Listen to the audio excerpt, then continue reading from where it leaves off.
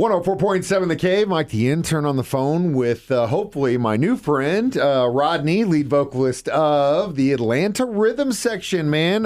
Very much looking forward to your show with Jefferson Starship and, of course, Pure Prairie League and Firefall down at Black Oak Mountain Amphitheater June 12th. It's going to be a great time, and I know you guys are going to bring the thunder as you always do.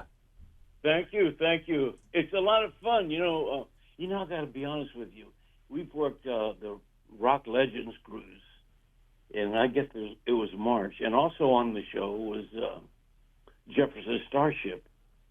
And I kind of thought they would suck. You know what I mean? Oh, these guys can't really, they're probably high all the time and didn't do anything. There's another band I won't mention that was very big. And I saw them when I was young, and I went, these guys could play on What's My Line for the entire half an hour and still stump the panel. Okay? I mean, they were not good. So, but I was really surprised how good those guys were. And let's face it, Mike, they got a lot of hits to throw at you. They do. And you kind of get, in reference to you guys too. I mean, you could say the same thing. A lot of the time, some people will be like, oh yeah, one after the next. And them? Yeah. But if you know, you know, which I think is really cool. I worked with Roy Orbison for years. In fact, half of the band was originally Roy Orbison's band, the Candyman. Yeah. So, I forgot what I was going to say. And it was such a good story, too. I know Roy Orbison. I'm going to ask you all about him, but keep on going. Oh, I was that as iconic as Roy is, and now his look is iconic. But years ago, we could walk down the street and nobody'd know who he was. I mean, people had no idea. We're walking down the street with Roy Orbison, and nobody said, "Hey, Roy," or "That's Roy." In fact, we once played a gig somewhere in the South, and we stayed at a Holiday Inn, and there's on the marquee outside is, "Welcome, Ray Orbison and his band." Auberson. I say all the time, don't start thinking you're so hot because not everybody knows who the heck you are. Oh, 1,000%. And sometimes that's good and sometimes it's bad. But you made note that, yes, you were in a band called the Candymen, which predated ARS, and it was the backup band for Roy Orbison. I am a massive Roy Orbison fan. And they say, you're either an Elvis man or a Roy Orbison man. I am all the way Roy Orbison. I go as far as to say that the Beatles would not exist had it not been for Roy Orbison. It's a fact. That is a fact. 1,000%. They were certainly the fans. And you probably know that they shared a bill in England for the Beatles and Orbison, and they definitely looked up to him. And I met Paul McCartney. In fact, God, this is such a long time ago. But that's how I met him, was the guy who owned the club walked up to him and told him there were a couple of guys that played with Roy Orbison that wanted to meet him. So that's how we got in, That's all. See, Roy, you couldn't find a sweeter guy, Mike. You couldn't find a better singer, a better talent, a better writer. I mean, everything. Just had the whole package. And again, obviously, he didn't look like Elvis, but man, what he had inside is just that doesn't come around very often.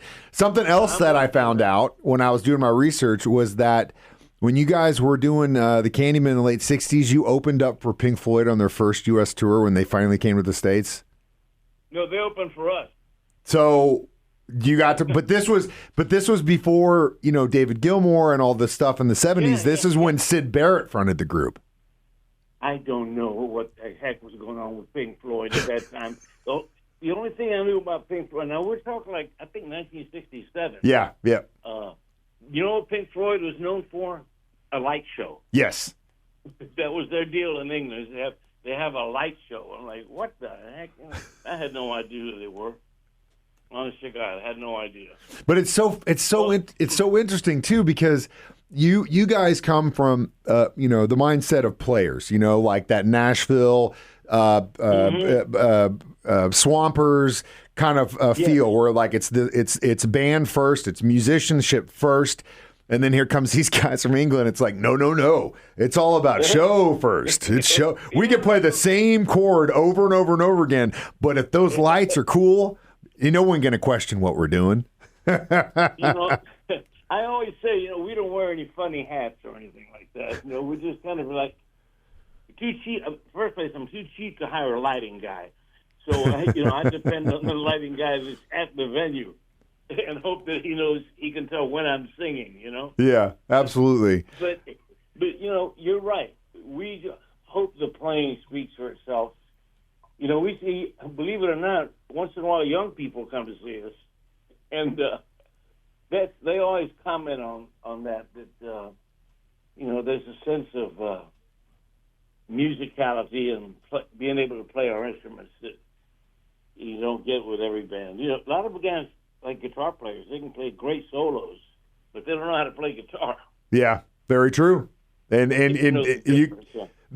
lot of people they see the flash and they don't realize Young Brothers from AC/DC, great example, because Angus gets all the credit because he's dressed up in the schoolboy and he's running around and he's doing weird kicks with his legs and he's and he's a great soloist, 1,000% without question.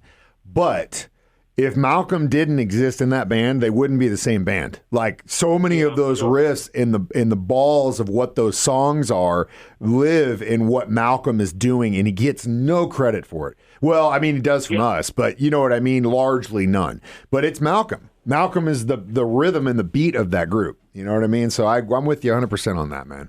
100%. Mike, I've always said you can tell how good a guy is by how good he makes someone else look. Yes, 1,000% also. Okay. Yep. It's like rhythm guitar players. A good rhythm guitar player is worth a fortune. Yep. Well, listen, I work with Roy Orbison. I was V.J. Thomas's band leader. So I know what it is for your job to make someone else look good. Not that they weren't good without me. But you take a back seat and you support the person that's paying you. Yes. So, that's the deal, And even in Atlanta rhythm section, if I was in a different type of band, I might be running around and jumping up and down and dancing and doing God knows what. But when I'm not singing, usually someone in the band is playing a solo. I can't direct attention to myself when the other guy is playing a solo. I just step out of the way, let him play a solo, and when it's my turn to sing, I walk up front. So we don't get in each other's way. That's how I think the communication between the members and when that works and it's organic, it's seen and it's heard from the fans. So really happy you guys are on this bill with Jefferson Starship, Pure Prairie League, Firefall, Black Oak Mountain Amphitheater, June 12th. It was a very distinct pleasure to meet you and talk to you, Rodney. I've been a big fan for a long time, like I told you, man. I hope you come to the show. I'd love to meet you personally. I wish you the best, and thank you very much for hosting me. Thank you.